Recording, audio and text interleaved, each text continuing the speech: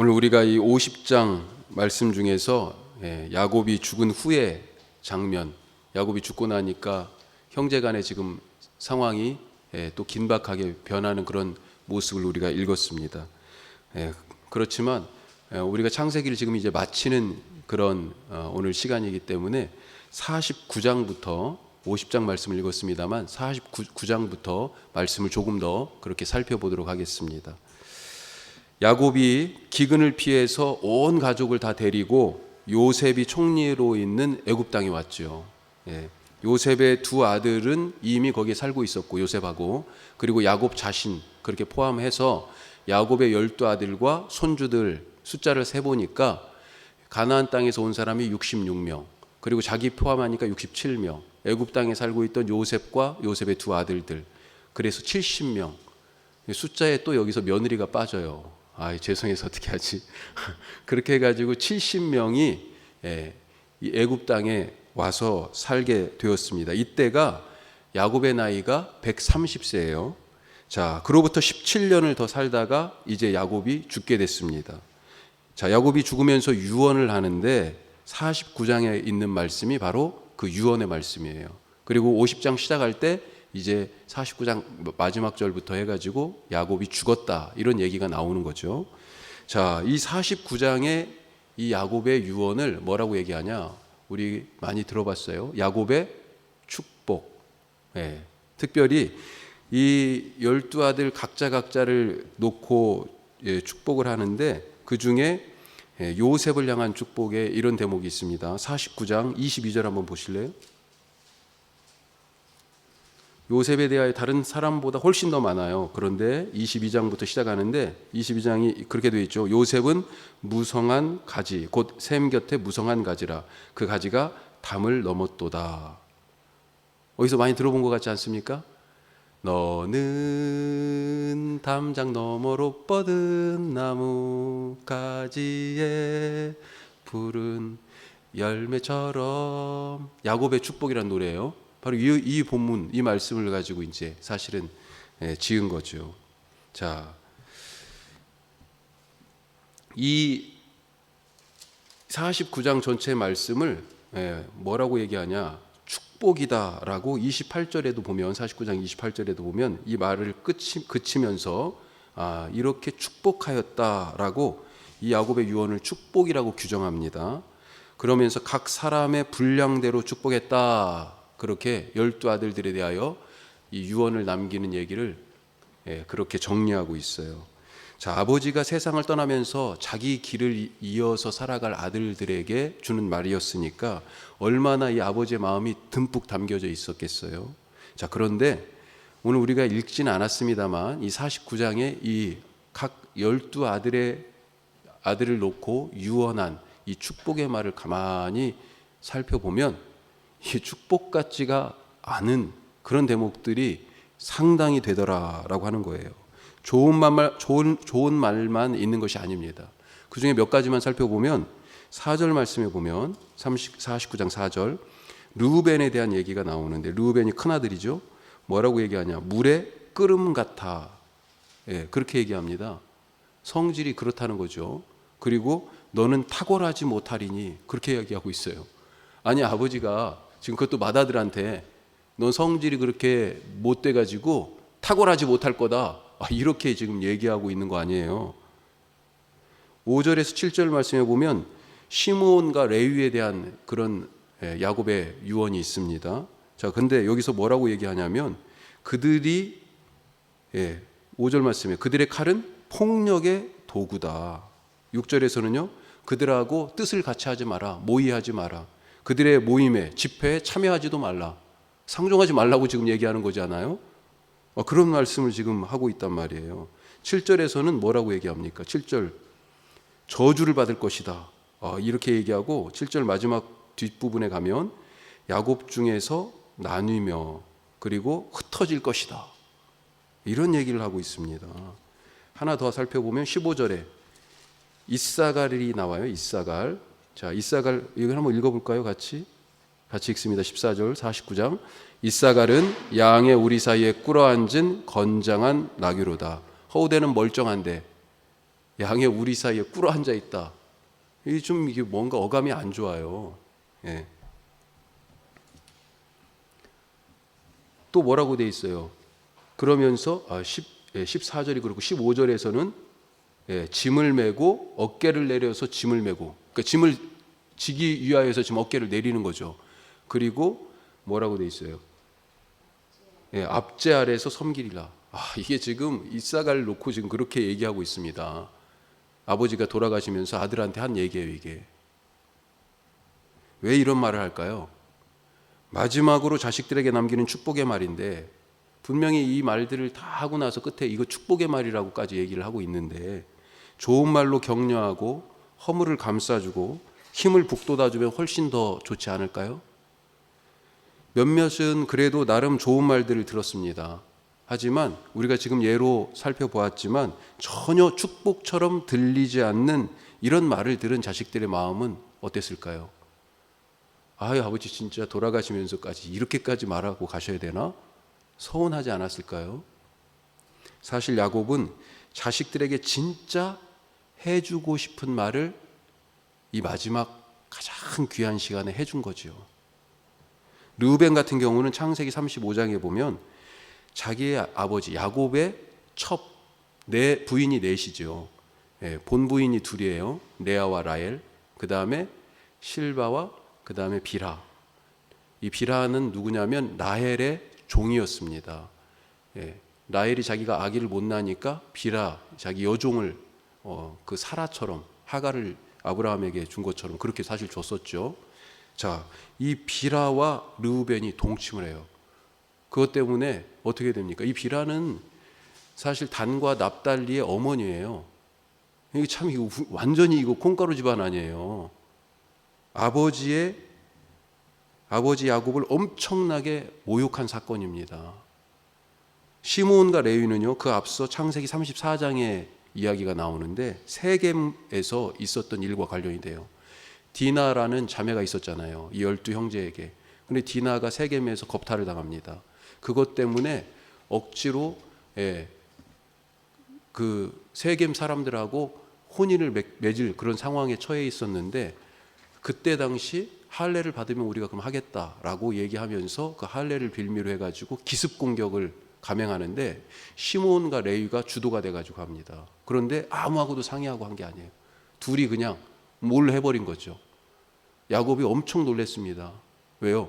지금 자기는 20년간 바단 아람 저 위에 메소포타미아에 살다가 지금 여기로 온 거예요. 태어나긴 여기서 태어났지만 여기에 원래 터잡고 살아가던 다른 민족들이 있잖아요. 그 사람들 틈바구니에서 어떻게 살아남을까 갑자기 걱정이 되는 거죠. 그런 일을 저질러 버렸어요. 레위와 시므온과 레위가. 야곱은 지금 자식들의 삶에 이 결정적인 실수를 상기시키면서 정말 너희들이 축복의 사람으로 살기 위해서는 어떻게 살아야 하는지에 대해서 가슴 깊은 진심을 담아가지고 말하고 있는 거예요. 형식은 비난이나 저주처럼 책망처럼 보이지만 실제는 진심 어린 축복이었다라고 하는 것입니다. 이 야곱의 축복을 보면서 어떤 생각이 드십니까? 무조건 좋은 말만 한다고 좋은 게 좋은 것이 아니다라고 하는 거죠. 때로는 심하게, 강하고 매몰차게, 꼬집어서 아프게 얘기할 필요도 있다 하는 것입니다.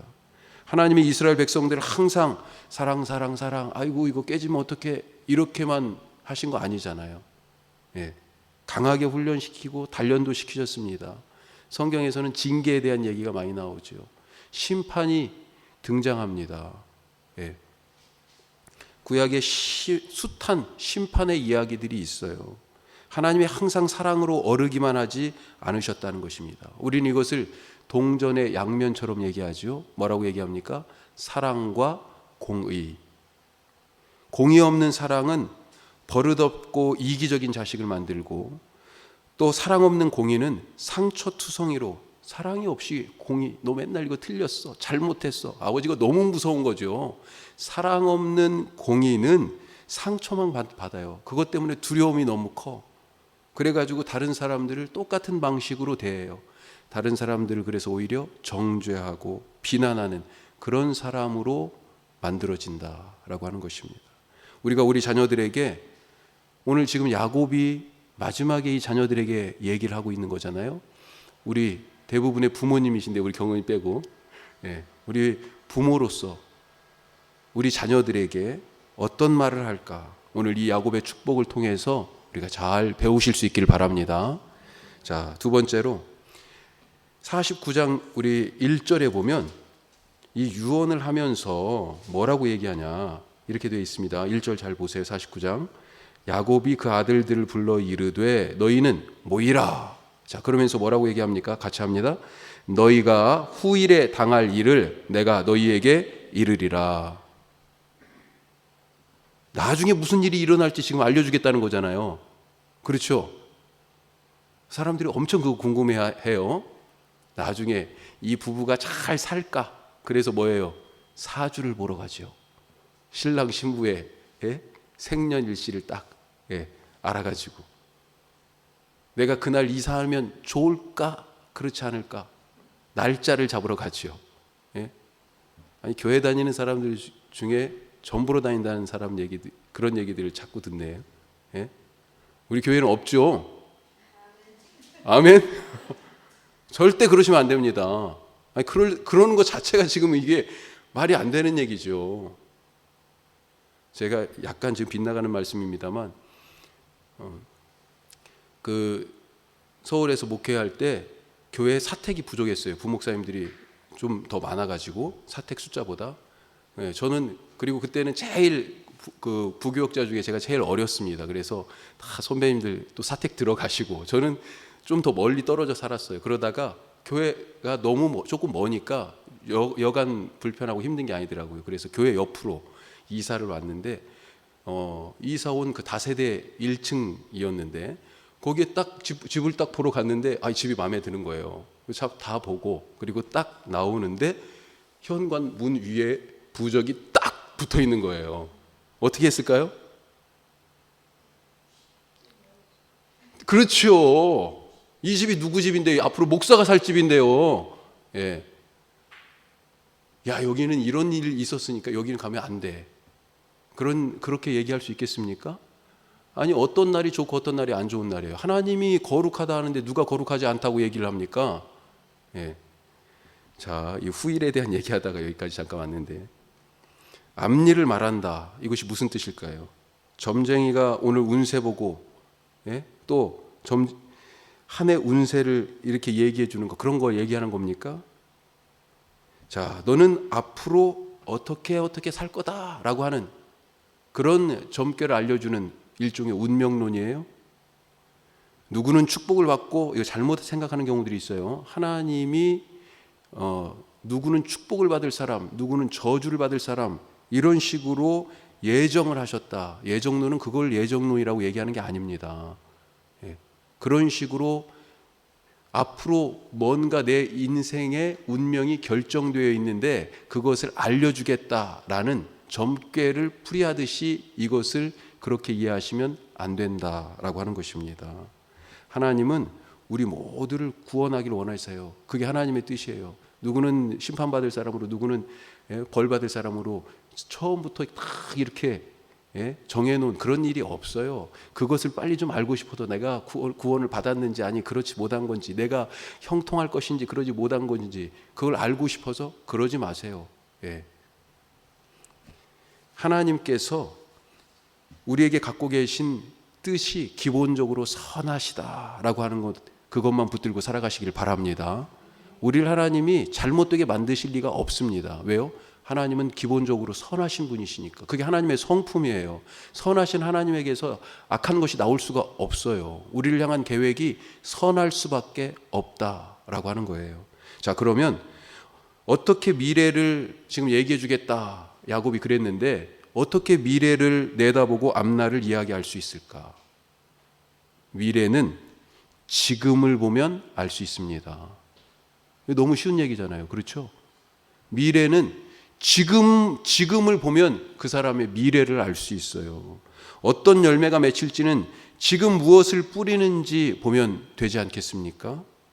야곱이 볼 때 지금 이 12아들 하나하나 사는 모습을 보니까 그 장래가 지금 훤히 보이는 겁니다.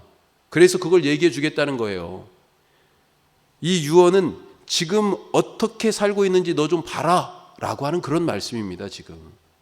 그리고 내 앞날에 대한 새로운 소망을 좀 가져라. 그리고 네 앞날에 대하여 새로운 희망이 있다고 그러면 나 저렇게 살고 싶은데 라고 한다면 어떻게 해요? 현재의 삶을 바꾸라 라고 하는 그런 말씀이에요. 지금처럼 이렇게 계속 살다가는 계속 똑같은 실수를 반복하고 살 것이기 때문에 여기에서 이 삶의 틀에서 못 벗어날 것이다. 그걸 지금 말해주고 있는 것입니다. 오늘에 대한 반성으로 새로운 삶을 갈망하고 그 갈망으로 내일을 준비하는 그것이 내 인생에 내가 주는 마지막 말이다. 이것이 야곱이 자식들에게 주는 축복의 핵심이다 라고 하는 것입니다. 자, 이렇게 유언을 마치고 야곱이 죽었어요. 몇 세에 죽은지 아십니까? 예? 147세에 죽었습니다. 147세. 이 적지 않은 연수죠. 더군다나 이 야곱이 참 그래도 복이 많아요. 인생을 험악하게 살았다 바로 앞에 섰을 때 그렇게 얘기했었는데 죽을 때는 어땠어요? 성대하게, 성경에 누구보다도 성대하게 장례를 치렀습니다. 아들 요셉 덕을 단단히 봤어요. 미라로 처리했습니다. 오늘 읽지 않았는데 50장 처음 한번 보실래요? 50장 3절.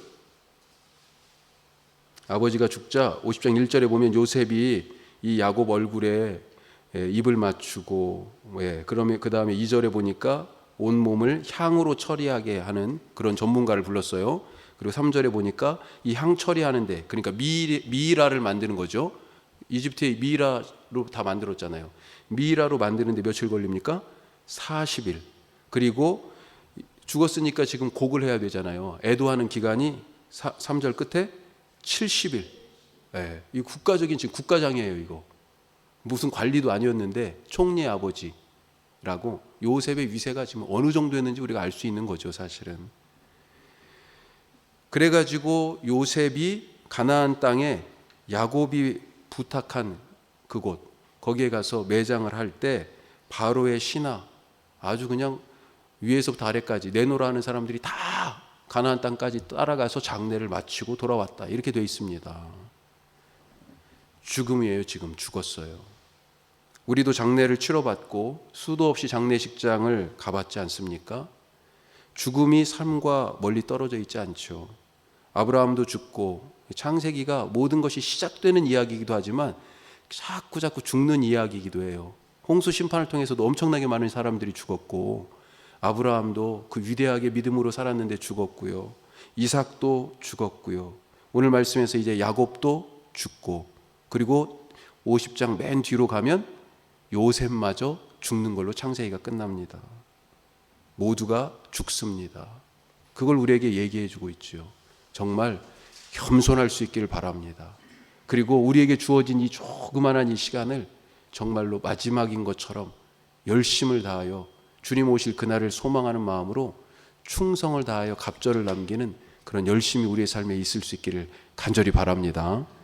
자, 모두가 다 이렇게 죽긴 죽는데 오늘 이 야곱과 요셉의 죽음의 장면을 우리가 읽은 지금 앞뒤로 50장 앞은 야곱이 죽은 거고 그 다음에 50장 뒤는 요셉이 죽은 거예요.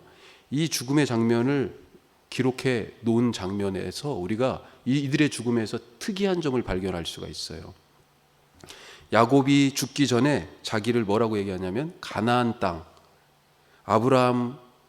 아브라함과 사라, 그리고 자기의 아버지인 이삭과 엄마 리브가가 묻힌 그곳에다 자기를 묻어달라고 그래요. 헤브론 땅 막벨라구를 예전에 아브라함이 샀잖아요. 그 땅이 어떤 땅이냐, 창세기 23장에 나오는데 하나님께서 너는 너의 본토 친척 아버지 집을 떠나서 내가 내게 지시할, 내가 너에게 보여줄 그 땅으로 가라, 그렇게 말씀하시고 어딘지도 모르고 그냥 무작정 간 거 아니에요. 목적지를 모르고 간 겁니다. 사실은 아브라함은 그냥 이만큼씩만 알려주신 거예요. 하나님이. 우리가 서울 갈 때 어떻게 갑니까? 물론 우리 목적지 저쪽 방향으로 고속도로를 어디 타고 가면 좋겠다 이 생각이 물론 서 있지만요, 실제 밤에 갈 때 어때요? 앞에 헤드라이트가 비치는 그만큼만 계속 보고 가는 거예요. 더군다나 지금 아브라함은 목적지도 몰라요. 어딘지. 이만큼 여기까지 하나님 인도하시면 거기까지 가는 거고요. 예. 그 땅에 가라 그렇게 말씀하셔서 온 곳이 어디예요? 가나안 땅인데, 가나안 땅에 와가지고 죽을 때까지 자기 땅이 하나도 없었어요. 죽을 때까지 겨우 아들 하나 낳았어요. 자식을 하늘의 별처럼 땅의 모래처럼 만드시겠다고 말씀하셨는데, 근데 자식은 하나, 땅은요? 아직까지 없어요. 그런데 누가 죽었어요? 사라가 죽었습니다. 아내가. 창세기 23장 말씀이에요. 아내를 묻어야 되잖아요. 어떻게 합니까? 이 아내를 묻기 위해서 햇사람들에게 땅을 산 게 바로 이 막벨라 굴이에요. 공교롭게도 이 죽음 때문에 여기에 땅을 사게 됐는데, 이 땅이 무슨 땅이에요? 아브라함 명의로 이제 등기가 딱 된 이 팔레스타인에서 가나안에서 아브라함 이름으로 된 첫 번째 땅이 된 거예요. 뭐예요? 약속이 실현되는 땅이 된 거죠. 사라의 죽음을 통하여 하나님께서는 약속을 실행하시기 시작하셨습니다. 그 땅에, 그 굴에 자기를 묻어달라고 야곱이 요청하고 있었다는 거예요. 요셉은 또 어땠습니까? 요셉이 110세에 죽었습니다. 창세기 오늘 50장 맨 뒤쪽에 보시면 죽은 장면이 나와요. 25절 한번 보죠. 자, 죽으면서 뭐라고 유언을 하는지. 요셉도 유언을 해요. 자, 25절 같이 읽습니다. 요셉이 또 이스라엘 자손에게 맹세시켜 이르기를 하나님이 반드시 당신들을 돌보시리니 당신들은 여기서 내 해골을 메고 올라가겠다 하라 하였더라. 아멘. 애굽 땅에 묻히기를 원하지 않았어요. 지금 묻는 건 뭐예요? 감회장이에요. 분명히 하나님께서 당신들을 부르실 거다. 여기에서 당신들을 빼내실 거다. 옮기실 거다. 그때 내 몸 다 썩지만 그 해골이라도 들고 나가라고, 그렇게 지금 요셉이 유언하고 있습니다. 자, 야곱은 죽을 때 애굽 땅에 묻히는 것 자체를 원하지 않아서 헤브론 막벨라굴에 가서 묻혔죠. 요셉은요, 그래도 총리여서 거기에 묻혀야 되는 뭐가 있었는지, 하여튼 나중에 당신들이 나갈 때 나를 꼭 데리고 가야 된다. 내 뼈라도. 그렇게 얘기하고 있습니다. 왜 이들이 애굽 땅에 묻히기를 원하지 않았을까요? 다른 것 아니죠. 하나님께서 자기 할아버지, 증조할아버지 바로 아브라함에게 하신 그 약속, 그 약속을 야곱도 요셉도 새기고 있었다는 것입니다. 죽어도 내가 있어야 할 곳은 바로 하나님이 약속하신 땅이다. 요셉의 경우는 우리가 지금 내가 살아있을 때 이렇게 볼 때는 이 백성들이 이렇게 대접받고 잘 살지만 필시 이 애굽을 떠날 날이 올 것이다. 그렇게 생각했던 것 같아요. 꼭 내 해골이라도 챙겨가지고 가라. 그래서 출애굽기 13장에 보면요, 출애굽할 때 모세가 이 요셉의 해골을 챙겼다, 요셉의 뼈를 챙겼다라고 하는 대목이 있습니다. 이들은 죽기까지 하나님의 약속 안에 머무르기를 원하는 사람이었다 하는 거죠. 오늘 우리도 이 믿음으로 살아가실 수 있기를 간절히 바랍니다. 자, 이렇게 장례를 치른 후에 이제 아버지, 이 야곱이 죽었어요. 아버지라는 방패막이가 딱 사라져 버리니까 나머지 형제들이요, 갑자기 야, 이게 어떻게 된 거지? 앞으로 삶이 갑자기 막막해진 것입니다. 두려워하기 시작해요. 왜요? 동생 요셉의 마음이 돌아설까 봐. 그동안에는 아빠가 계셔서 막아줬는데 아버지가 안 계시니 이제 요셉이 그 베풀었던 은혜를 거둘까 봐 두렵습니다. 그래서 형들이 사람을 보냅니다. 오늘 읽은 말씀이에요. 사람을 보내서 우리 아버지, 당신의 아버지라고 얘기해요. 당신의 아버지가 살아계실 때 하던 말씀 기억나죠? 네 형들이 악하게 너에게 했지만 니네 형들을 용서해라. 당신의 아버지가 살아계실 때 그렇게 얘기하셨잖아요. 제발 우리를 용서해 주세요. 그렇게 사람을 보내서 예, 사람을 보내서 얘기하죠. 그래 놓고는 그래도 걱정스러웠나 봐요. 직접 찾아옵니다. 직접 찾아와서 뭐라고 얘기해요? 이제는 우리는 당신의 종입니다. 당신 마음대로 하세요. 처분에 맡기겠습니다. 이런 거잖아요. 처음에 다른 사람이 이 형들의 메시지를 들고 왔을 때 요셉이 그 이야기를 듣고 울었다고 되어 있습니다. 아, 형들이 아직도 나를 그렇게 생각하는구나. 요셉이 형들이 자기들을 종으로 삼으라고 얘기하는 그 말을 듣고 뭐라고 얘기하죠? 19절 말씀에 요셉이 그들에게 이르되 두려워하지 마소서. 그리고 뭐라고 얘기합니까? 같이 합니다. 내가 하나님을 대신하리이까. 야, 이게 얼마나 정말 귀한 대답인지 알 수가 없습니다. 힘을 가질수록 교만하기 쉽습니다. 요셉이 맘만 먹으면요, 형들은 끝장이잖아요. 형들 목숨이 요셉 말 한마디에, 손가락 하나에 달려 있습니다. 그런데 요셉은 자기에게 주신 이 하나님이 주신 이 권위와 힘을 그렇게 사용하지 않았어요.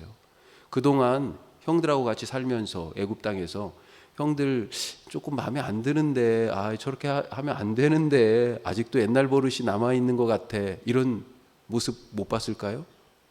그런데도 불구하고 요셉은 그런 부분들에 대하여 내색하지 않았어요. 형들 위에 군림하지도 안갚음하지도 않았습니다. 오히려 자기의 불행한 삶을 선으로 바꾸신 하나님의 섭리를 그 가운데에서 발견했어요. 그래서 20절에 뭐라고 얘기해요? 당신들은 나를 해하려 하였으나 하나님은 그것을 선으로 바꾸사 오늘과 같이 만민의 생명을 구원하게 하려 하셨나니. 이 50장 20절이 엄청 유명한 구절이에요. 마음판에 꼭 새기실 수 있길 바랍니다. 얼마나 대단한 고백이에요. 자기를 그렇게 팔아버리고 사실은 죽이려고 그랬잖아요. 그런데 당신들은 나를 죽이려고 하였으나, 해하려 하였으나, 나를 그렇게 팔아버렸으나 하나님은 그것을 선으로 바꾸셔서 오늘같이 당신들뿐만 아니라 만민의 생명을 구원하게 하시려 하셨나니. 하나님의 섭리가 여기 있어요. 내가 하나님 아닙니다. 하나님이 이거 다 하신 겁니다. 내가 하나님을 대신하겠습니까? 걱정하지 마세요, 형님. 그렇게 얘기하고 있죠. 이미 요셉은 형들을 처음 만나고 그리고 결정적으로 자기가 이제 누구라고 딱 정체를 드러내고 밝히는 그 순간 형들을 다 용서했습니다. 다 용서했어요. 그러니까 아버지랑 다 이제 오세요. 내가 땅도 내주고 거기서 살게 하겠습니다. 그때도 근심하고 한탄하는 형들을 위로하면서 당신들이 나를 여기로 보낸 것이 아니라 나를 여기로 보낸 것은 바로 하나님이십니다. 그렇게 고백했었어요. 그때 이후로 지금 몇 년이 지났습니까? 몇 년 지났어요? 야곱이 130살에 왔어요. 그리고 지금 몇 살에 죽었어요? 147세에 죽었어요. 17년이나 지났어요. 그런데도 형들이 벌벌 떨고 있어. 아직도. 요셉이 마음 바꾸면 어떻게 하지? 우린 요셉한테 탁 붙잡혀서 죽은 목숨인데. 요셉이 돌변할까봐 지금 형들이 두렵습니다. 우리도 가끔 하나님의 죄사함에 대하여서, 우리의 죄를 사해 주심에 대하여서 염려하지 않습니까? 십자가에서 죄를 내려놓고도 계속해서 죄책감에 시달리고 있지 않아요? 용서했다, 괜찮다, 걱정하지 말라, 이제 죄 없다. 주님이 우리에게 그렇게 말씀하시는데, 예수님이 말씀하셨잖아요. 다 용서했다고요. 이제 너는 죄가 없다고요. 그리스도 예수 안에 있는 자에게는 결코 정죄함이 없나니 말씀하셨잖아요. 그런데도 불구하고 다 해결된 그 죄, 그 끝난 일을 두고 계속해서 마음에 두고 있어요. 이걸 뭐라고 얘기합니까? 죄가 없어졌는데 죄의 느낌이 있어. 이걸 죄책감이라고 얘기하죠. 죄책감. 죄책감은 사탄이 주는 것입니다. 사탄이 주는 거예요. 예수님은 이미 용서하셨다고 그러는데 사탄은 옆에 와가지고 너 용서 안 됐어. 너 용서 안 됐어. 너 아직도 그 죄에 묶여 있는 거야. 묶여 있어. 그렇게 와서 얘기하는 거죠. 이미 해결된 죄, 끝난 일을 자꾸 들먹이는 것은 사탄의 일입니다. 주님의 죄사함의 약속을 믿으시기 바랍니다. 그리고 염려하지 마십시오. 다시 종이 될 필요가 없습니다. 우리는 죄사함 받은 하나님의 자녀입니다. 요셉은 형들을 말로 위로할 뿐만 아니라 그 다음 절에 보면 21절에 보면 뭐라고 얘기합니까? 형들 내가 책임질게요. 걱정하지 마세요. 형들의 자식들, 조카들도 제가 책임질게요. 걱정하지 마세요. 하나님도요, 우리의 죄를 용서하시기 위하여 당신이 스스로 희생하셨을 뿐만 아니라 우리의 짐까지 당신이 대신 지시지 않습니까? 죄를 해결받고 자녀된 것으로만, 그것만으로도 감사한데 우리의 인생과 가정과 자녀를 책임지신다고 하잖아요. 네 자녀 내가 책임질게. 걱정하지 마세요. 예? 우리 자녀들 걱정하지 마십시오. 저도 참 정말 걱정 많이 됩니다. 예? 어떤 때는 큰 놈이 걱정됐다가 어떤 때는 작은 놈이 걱정됐다가 이거 나중에 뭐가 될까 걱정이 많아요. 그런데 오늘 말씀도 준비하면서 저도 힘을 얻었어요. 그래, 걱정하지 마라. 하나님이 내가 너를 죄로부터 건져줬을 뿐만 아니라 그 죄를 용서해 줬을 뿐만 아니라 네 짐까지, 네 자식들까지 내가 책임지겠다 말씀하시잖아요. 네 사업, 네 건강 내가 책임지겠다 말씀하시잖아요. 이 얼마나 놀랍습니까? 필요하고 부족함이 없이, 필요한 것에 부족함이 없이 채워주시고 우리에게 있어야 할 것으로 부어주시는 이 하나님의 은혜. 자, 우리가 이렇게 지금 창세기 50장까지 왔습니다. 창세기의 끝에 왔어요. 우주의 시작에서 시작해서 인간의 창조, 죄, 하나님의 홍수 심판, 그리고 바벨탑의 이야기를 통해서 죄의 근원을 파헤치고 그 죄가 얼마나 인간 사회에 뿌리 깊은가라고 하는 것을 우리가 살펴봤었습니다. 하지만 그 속에서 하나님께서는 뒷짐만 지고 계시지 않고 구원을 계획하셨고 그것을 실행하셨습니다. 사람들이 범죄하자마자 여자의 후손을 통해서 구원받을 것이다 라고 하는 구원 계획을 바로 내놓으셨어요. 아브라함을 선택하시고 땅과 자손에 대한 약속을 통해서 하나님의 자녀들이 가득한 하나님 나라의 꿈을 약속으로 보여주셨습니다. 그리고 그 약속은 아브라함에게서 또 이삭으로, 이삭에게서 야곱으로, 그리고 오늘 이야기의 요셉까지 이렇게 그들을 통하여서 계속해서 지속되어 왔어요. 자, 이 아브라함, 이삭, 야곱, 요셉 이 족장들 그들의 삶이 어땠습니까? 평탄하지 않았어요. 요셉만 봐도요. 정말로 어떻게 그런 이 기구한 인생이 어디 있어요? 야곱은 뭐 더 말할 것도 없죠. 야곱도. 이들의 고단한 그 인생살이 속에서도 삶이라는 그들의 삶의 그릇에 이 하나님의 약속을 담아, 그리고 그들은 이 약속을 딱 하나님의 약속을 자기들의 삶에 담아서 그렇게 살아냈고, 그리고 다음 세대에 그 약속을 전해줬어요. 아브라함도 자기의 그 고단한 삶에 이 하나님의 약속을 담아가지고 이삭에게 전해줬고, 이삭도 야곱에게, 야곱은 요셉에게, 그리고 지금은 자기들 몫을 다 감당하고 야곱도 요셉도 떠나고 있는 것입니다. 누가 이걸 이어받았습니까? 이 약속을 우리죠. 우리입니다. 약속으로 주신 땅 뭡니까? 하나님 나라예요. 천국이 가까이 왔다. 예수님이 말씀하셨죠. 그 약속이 우리에게 지금 이미 임했고 가까이 왔습니다. 예수 그리스도의 보혈로 하나님의 자녀된 별과 같이 많은 구원받은 자들이 하나님과 함께 사는 그 하나님 나라의 일이 우리에게 맡겨져 있는 것을 믿으시기 바랍니다. 우리가 지금 이 시대에 아브라함이요, 이삭이요, 야곱이요, 요셉입니다. 그 믿음으로 살아가시기를 주님의 이름으로 축복합니다. 기도드리겠습니다.